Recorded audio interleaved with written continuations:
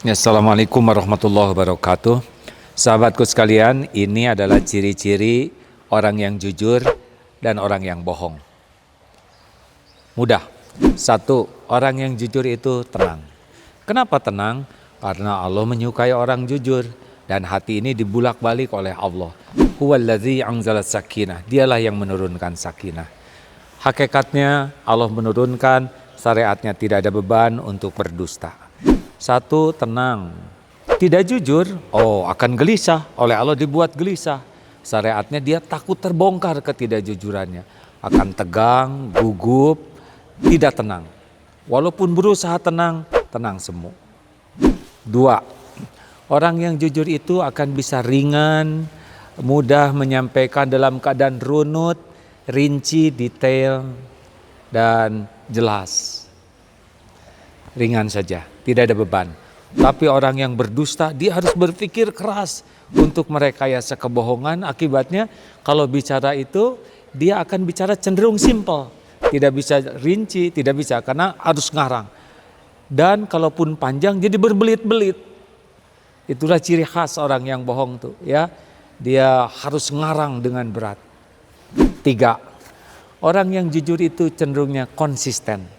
Karena memang itu yang dia rasakan, dia alami sehingga menjelaskannya itu tidak ada beban dan konsisten, kapanpun sama saja. Tapi orang yang tidak jujur akan inkonsisten. Tergantung kemampuan dia menyembunyikan bohong dan mengarangnya. Nanti akan membuat karangan-karangan baru. Dan ini akan nampak jelas inkonsisten. Empat, orang yang jujur, dia tidak berusaha kuat membuat orang yakin. Karena dia sendiri sudah yakin, raut mukanya, hatinya, sikapnya tuh yakin. Jadi tidak berusaha keras membuat orang yakin, kalaupun menyampaikan sesuatu nanti akan mengajak orang-orang yang memang bisa jadi bukti dengan hal yang sama. Tetapi orang yang tidak jujur, dia akan berusaha keras membuat orang yakin dengan mengadakan data atau fakta yang dibuat-buat. Dan dia akan mencari orang-orang, biasanya orang-orang yang sama juga kebohongannya untuk mendukung kebohongannya, atau orang-orang bodoh yang tidak ngerti apa-apa untuk bisa meyakinkan. Jadi khas sekali orang yang pembohong itu, dia berusaha keras meyakinkan. Karena dia tidak yakin, jadi dia buat rekayasa supaya yakin. Yang kelima, orang yang jujurnya karena Allah itu yakin Allah maha melihat, maha mendengar, dan Allah akan menolong. Pasti dia akan bulat bergantung kepada Allah. Tapi orang yang pendusta, dia tidak ingat Allah.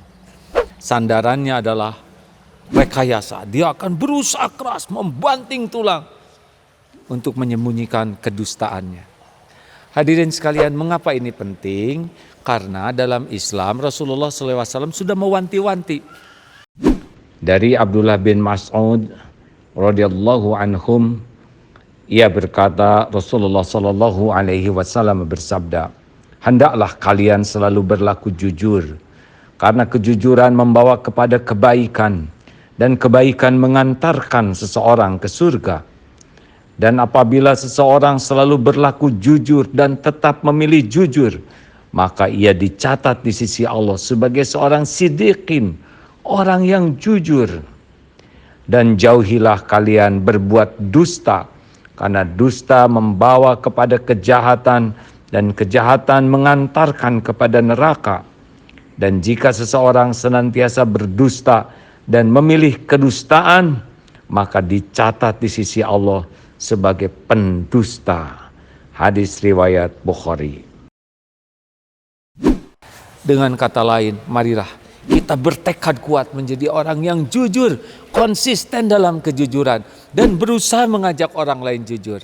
Itulah yang akan membuat kita bahagia, itulah yang membuat kita mulia, dan itulah yang membuat kita akan hidup dalam kebaikan-kebaikan yang banyak dan mengantarkan kita sukses dunia akhirat. Hati-hati bagi orang yang tidak jujur. Mudah bagi Allah membuka ketidakjujuran kita. Di dunia pasti sengsara, hina dina, dan kalaupun mati demi Allah azab akan menimpa. Nauzubillahi min dzalik.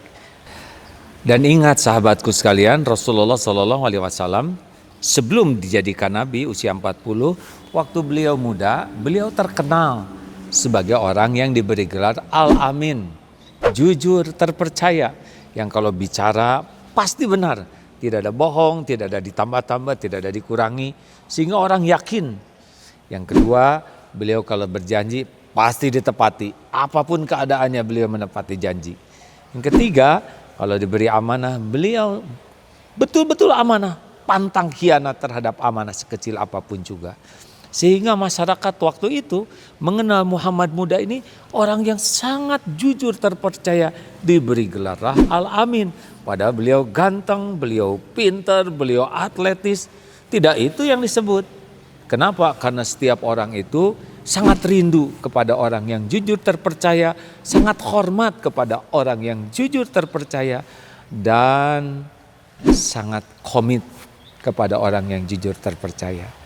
Nah, dari sanalah Rasulullah mengawali semuanya, dan kebaikan-kebaikan apapun kalau berbasis kejujuran, Masya Allah, itulah yang akan menambah keberkahan.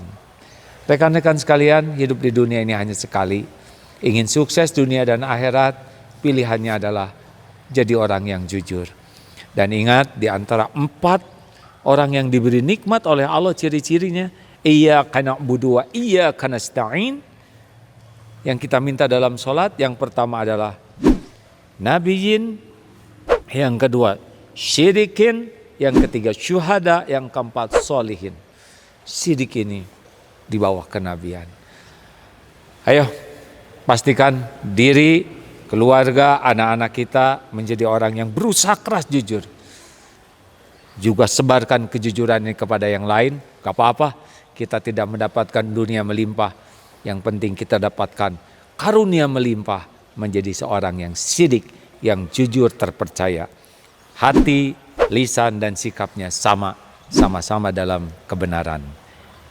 Semoga Allah menggolongkan kita menjadi orang yang jujur, terpercaya sampai akhir hayat, dan bisa mengajak orang lain menjadi orang yang jujur, terpercaya. Assalamualaikum warahmatullahi wabarakatuh.